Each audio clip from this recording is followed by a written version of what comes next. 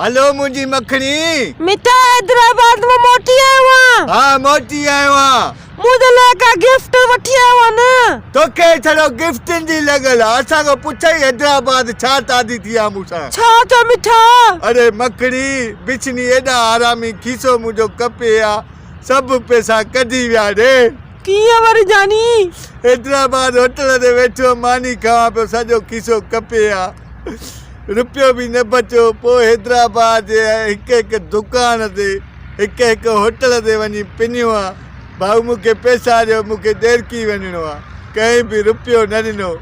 ओ मिठा पोइ मुंहिंजे हिकिड़े वीचारे खे अहसासु आयो, उन 100 रुपयो ने कढी ॾिनो। हाँ हाणे सवादे मां कीअं पुॼां हैदराबाद को देरकी।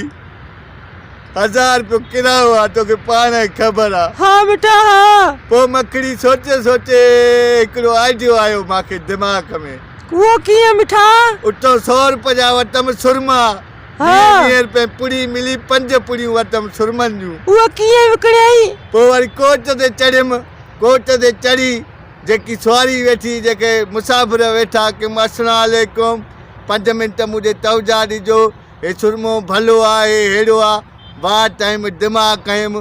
उहो सुरमे जी हिकु हिकु पुड़ी 40 रुपए कोच में खपायुमि। हाँ मिठा 100 रुपयो बचत बि थी वई, 200 थी विया। अची देरकी अॾे ते लथमि। बुख बि ॾाढी लॻल हुई मखणी। हाँ पोइ 200 जो नाश्तो करे अंडा बंडा खाई ड्रव कयमि। पोइ अचे घर पहुतमि।